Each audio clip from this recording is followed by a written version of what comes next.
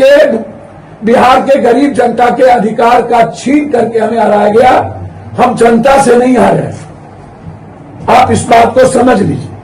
और लगातार हम इस बात को कह रहे हैं कि बीजेपी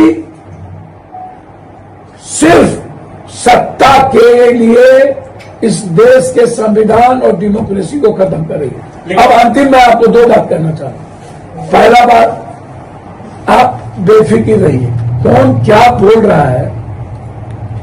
हाथी चले बाजार कुत्ता भूखे आएगा, ऊंट बैठियो जाए तो गधा से ऊंचा होता है, आकाश पे थूक फेंकने से कुछ नहीं होता।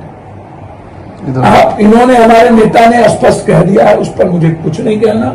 आप देखना शुरू कर चुके हैं DND Hindi news. Like share subscribe और कमेंट अवश्य करें, और कमेंट करके हमें अवश्य बताएं कि आप ये वीडियो कहां से देख रहे हैं। पटना के चर्चित कांग्रेस कार्यालय सदाकत आश्रम में पूर्णिया के सांसद राजेश रंजन उर्फ पप्पू यादव ने प्रेस कॉन्फ्रेंस की। सांसद पप्पू यादव प्रेस वार्ता के दौरान मीडिया कर्मियों से बात करते हुए बिहार विधानसभा चुनाव को लेकर एक बड़ा बयान दिया है।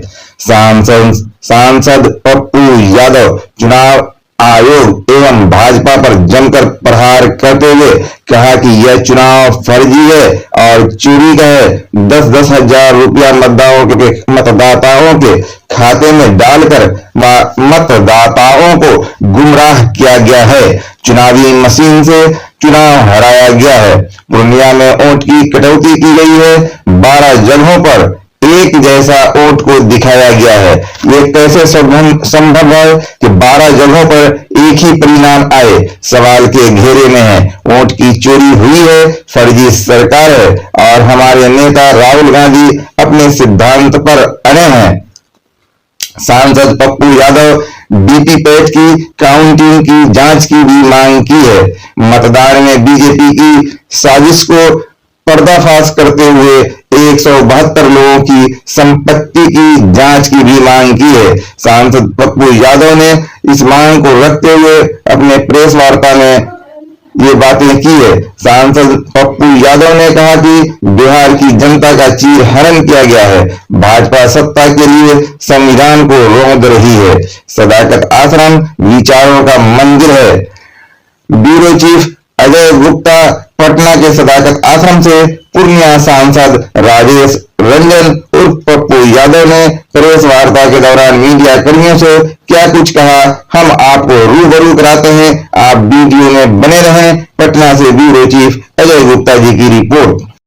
10,000 के चलते ये जीत नहीं है, ये जीत है फर्जी चोरी।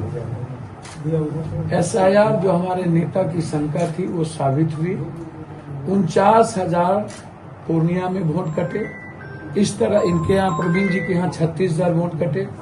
19,000 तक जो कटे, 22,000 इनके सर के यहाँ वोट कटे।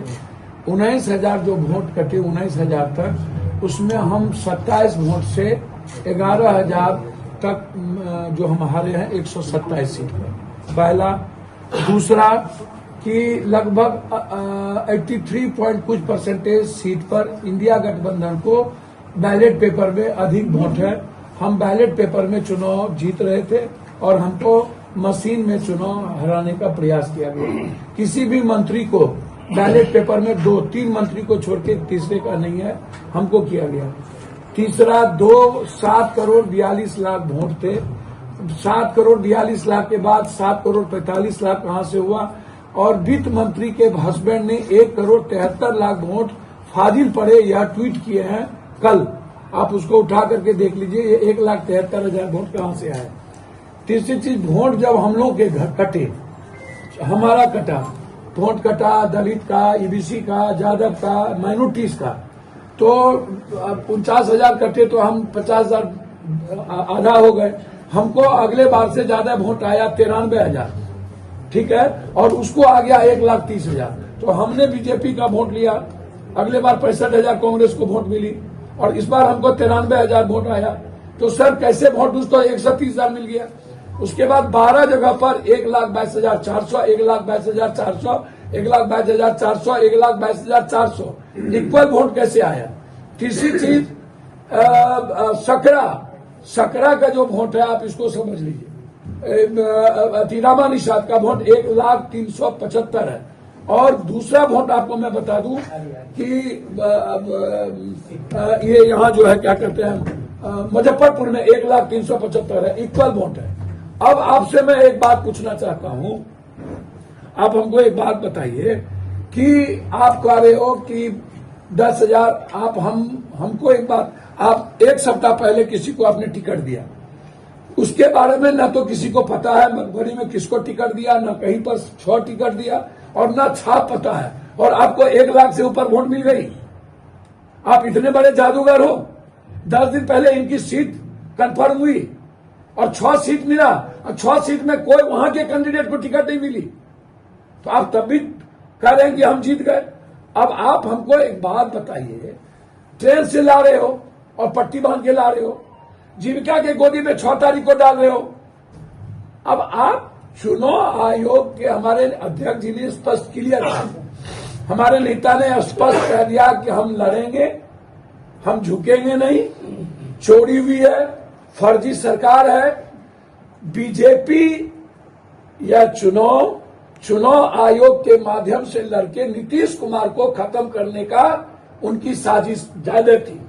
हम लोगों को तो उन्होंने चोरी करके हराया, नीतीश कुमार को खत्म करने की साजिश थी कि बीजेपी चाहती थी। आप उठा करके देख लीजिए, जब तक नीतीश कुमार जी को एनडीए गठबंधन का नेता नहीं चुना गया तब तक वो रिजाइन करने नहीं गए।